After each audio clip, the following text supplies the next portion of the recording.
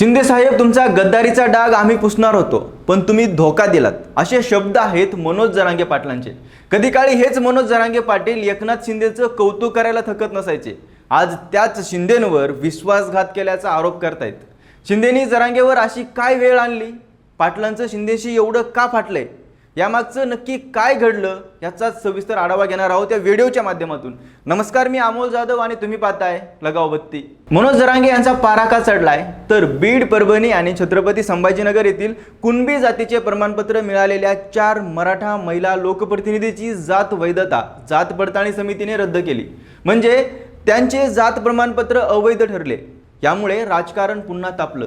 जरांगे यांनी युती सरकारवर आरोप केला की सरकारने जाणून बुजून मराठा समाजाचे नुकसान करण्याची नियोजनबद्ध भूमिका घेतली। मी अनेक लोकप्रतिनिधींशी चर्चा केली। राज्यात सरकारकडून नवीन कट रचण्यात आलाय। प्रमाणपत्र त्यांनीच द्यायचे आणि त्यांनीच रद्द करायचे। हा कट देवेंद्र फडणवीस साहेब आणि एकनाथ शिंदे यांच्या मंत्र्याकडून रचला जात आहे। एकनाथ शिंदे यांचे नाव मी 3 वर्षात प्रथमच घेत आहे। सरकार मराठ्याचे कसे वाटोळ करत आहे हे मी सिद्ध करून दाखवणार आहे, असा आरोप त्यांनी केला। यावेळी जरांगे यांनी पहिल्यांदाच एकनाथ शिंदे यांच्यावर थेट टीका केली आणि तुमचा गद्दारीचा डाग आम्ही पुसणार होतो, सत्तेत गेलात म्हणून आमच्यावर माज उतरवणार का? शिंदे साहेब, तुम्ही डबल गेम खेळत आहात का? एकीकडे ओबीसी सांभाळत आहात का? मराठ्यांचा विरोध करणारे ओबीसी नेते तुमच्या बाळासाहेब भवनामध्ये येतात कसे? मराठ्याचे काही समन्वयक तुम्ही माझ्या अंगावर घालत आहात का? तुमचाच एक नेता ज्याचे संभाजीनगरला कॉलेज आहे, जिथे माझ्या विरोधात बैठका होतात, मैत्री करावी तर ठासून करावी। तुमचा गद्दारीचा डाग पुसायला आम्ही मराठी आहोत। आमच्यावर उद्धव ठाकरे बरे म्हणायची वेळ येऊ देऊ नका। ते पुढे म्हणाले की शिरसाट साहेब, तुम्ही निवडून यावे म्हणून आम्ही खूप खास्ता खाल्ल्या। एकनाथ शिंदे साहेबांनी सांगितलं म्हणून तुम्ही कॉलेजमध्ये माझ्या विरोधात बैठका घेणार आणि त्याला बळ एकनाथ शिंदे देणार।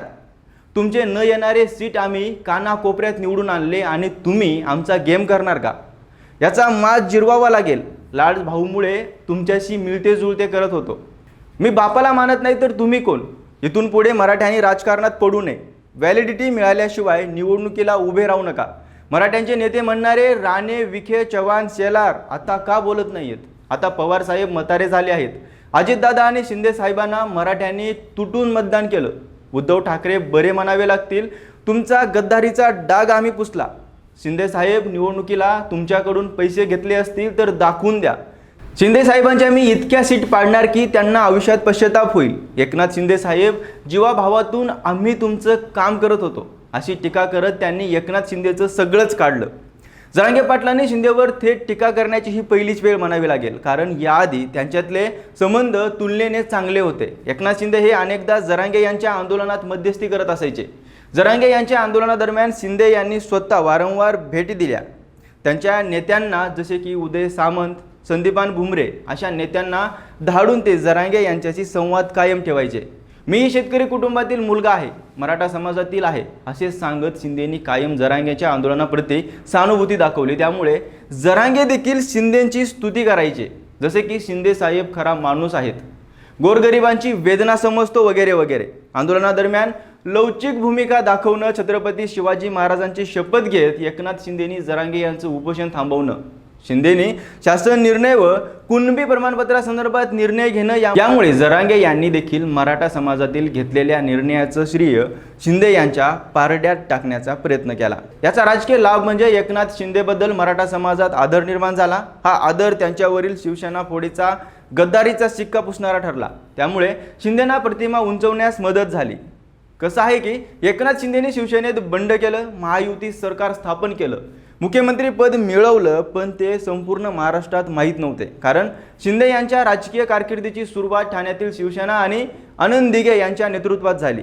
त्यात मनोज जरांगे पाटील यांचं आंदोलन सुरू झाल्यामुळे शिंदे यांना मराठा समाजात थेट प्रवेश करता आला। कारण त्याआधी जातीने मराठा असले तरीही शिंदेंना ग्रामीण महाराष्ट्र आणि मराठवाड्यातील मराठा समाजात स्वतंत्र मराठा नेता म्हणून अधिमान्यता फारशी नव्हती। शिंदे यांनी जरांगे यांच्याशी थेट संवाद साधून स्वतःला मराठा समाजाचे प्रतिनिधी म्हणून पुढे आणलं। जरांगे यांनी देखील अनेकदा फडणवीस किंवा इतर नेत्यांवर टीका केली, पण शिंदे यांच्यावर टीका करणं जाणीवपूर्वक टाळलं।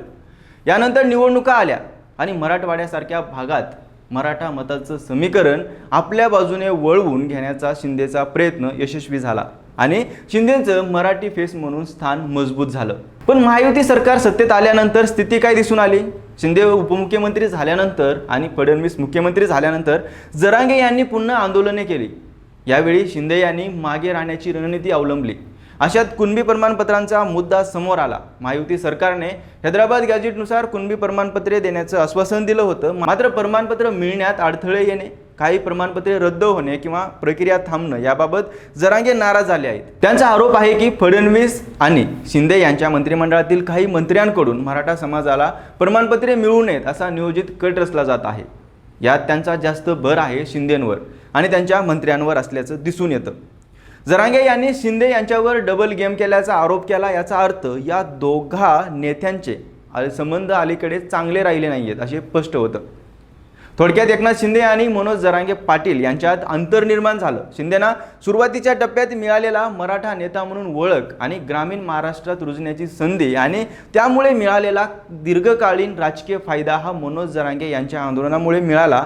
म्हणूनच एकनाथ शिंदेनी ते विसरू नये असं मनोज जरांगे पाटील यांच्या समर्थकांचं म्हणणं आहे. म्हणून पाटलांचा राग शिंदेना नक्कीच परवडणार नाही असंही म्हटलं जात आहे. तुम्हाला काय वाटतं? तुमच्या प्रतिक्रिया कमेंट बॉक्समध्ये नक्कीच सांगा आणि लगाव बत्ती या यूट्यूब चॅनलला सबस्क्राईब करायला विसरू नका.